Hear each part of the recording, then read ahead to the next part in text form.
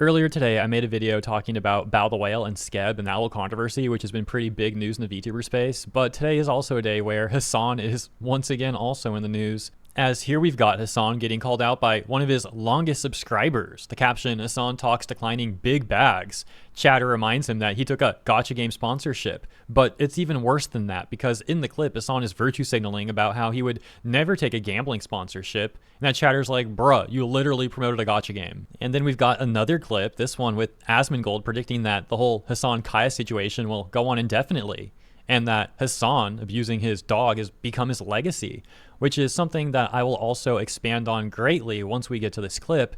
But let's begin with the Chatter one. Gambling has such a corrosive influence, and yet for some reason there is no restraint on this side, none whatsoever, and it's basically left up to the individual. And I say this as someone who is also operating a media company, I guess, if you want to call it that. And like, there have been so many opportunities for me to just make a ton of money that I have just personally refused to do so. But why the fuck would anybody else? Why the fuck would anybody else turn down millions of dollars in ad funding from one of these companies? But it isn't just major. And the more pervasive this stuff becomes, the more normalized it becomes, and the less there is an incentive to even say no to it, because at a certain point, even your audience is not going to look at you weird if you do it. You know what I mean? Like, that's it. That's it. Dude, this is awesome. Look. I just talked about how I turned down $1 million in a sponsorship for Poly Market, right? On election day. And this guy goes, you did take that one gacha game sponsorship.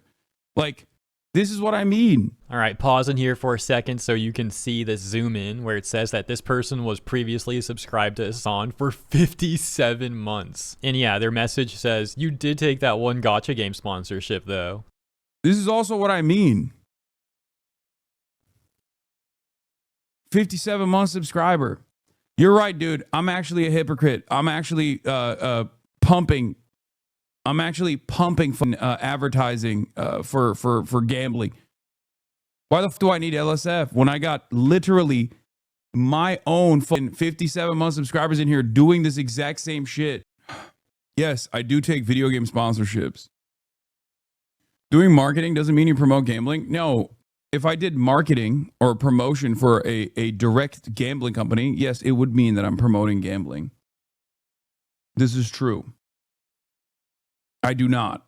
And even when I took on the Chinese game sponsorship, I didn't even know that there was a gacha component associated with it at all. All right, let me address the final thing he said first, which was that he's saying, I didn't even know it was a gacha component at all. Dude, that just makes you look worse. Now you just look negligent, like you peddled that on people without actually looking into it, despite it apparently being against some of your own morals. And this is really a lesson into why people shouldn't virtue signal. So often you see someone virtue signal and then they're caught up in being a hypocrite, or in more extreme cases, they're just trying to like cover skeletons in their closet. Now, to be fair, there is certainly a difference in promoting a gacha game versus promoting just overt gambling. But it is also fair to say that gacha games do tend to have gambling elements, and they can certainly absolutely be bad for people that have gambling addictions. And so if Hasan wants to virtue signal about why he's so much better than people that would promote gambling, yeah, he is on some level a hypocrite for promoting a gacha game. And now that takes us back to the Asmongold clip where he's talking about the Kaya situation going on indefinitely and becoming Hasan's legacy. In 1 year from now, do you think people will still be talking about Hasan's dog?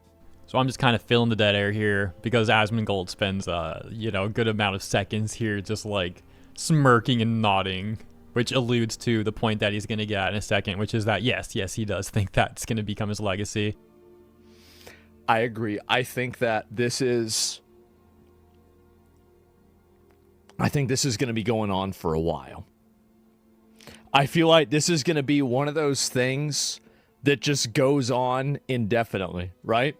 And it's just like it's becoming pop culture now. Yeah, exactly. Like it's now basically like this is his main contribution to the internet so far. It's not, the work with the, different types of democratic socialists that he's tried to get elected in America. It's not awareness of these different political issues. It's a meme of him electrocuting his dog.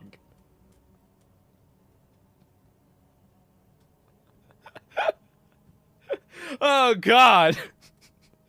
Yeah, there it is, right? It'll be on SNL. Yeah, bro, that's it. And it just, I don't know what you could say about something like that, right? That's the legacy.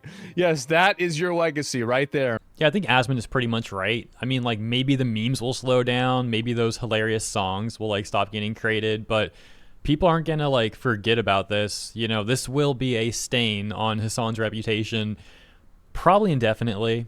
I'm not saying it's going to be brought up as much as it may be now or in the last number of weeks, but it's definitely not something that he could just erase despite it's not going to go away despite how hard some of these people have tried to run damage control for Hasan. Of course, I'm talking about people like Taylor Lorenz and Sasha Grey and Valkyrie and Vanilla Mace and, all of those sorts. And like I said before, they're so desperate to defend him from this, not just because it looks terrible, which it obviously does and is terrible, but because he is the only political commentator on their side of politics who they are desperately clinging to try and prop up as a symbol of masculinity, which they desperately need. For example, you can easily type in any sort of variation of like Reddit, why are men leaving the left?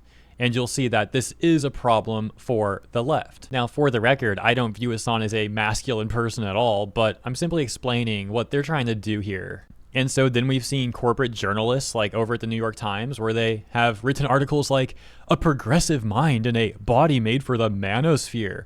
Hasan Piker pumps iron, likes weapons and wears pearls. His brand of masculinity has won him many fans online and has been a useful vehicle for his politics. You can see even in this picture they use that Kai is right there on the side.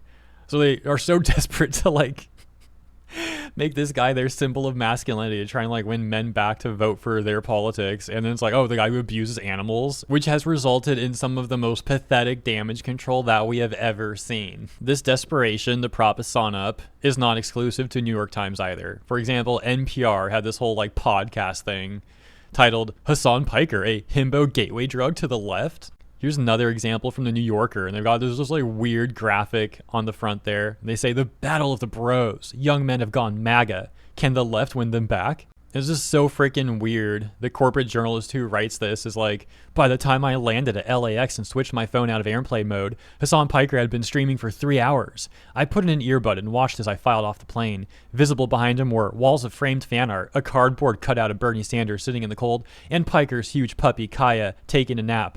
Piker had already shown off his cozy fit. Sweatpants with kitschy bald eagles, a custom pair of platform Crocs, and recounted his experience the previous night the streamer was, and just like nonstop glazing him. Now this one's not about masculinity per se, but Rolling Stones here is like, Rolling Stone names Hasan Piker as one of the most influential creators of 2025. The biggest socialist in streaming isn't slowing down. It's pretty hilarious how much this guy is just like glazed by corporate press. Like I said previously as well, if I ever had corpos like this glazing me, dude, I would know I'm doing something wrong, but Hasan eats it right up. This is all to say once again that this is a major driving factor for why these people are so desperate to run damage control for Hasan.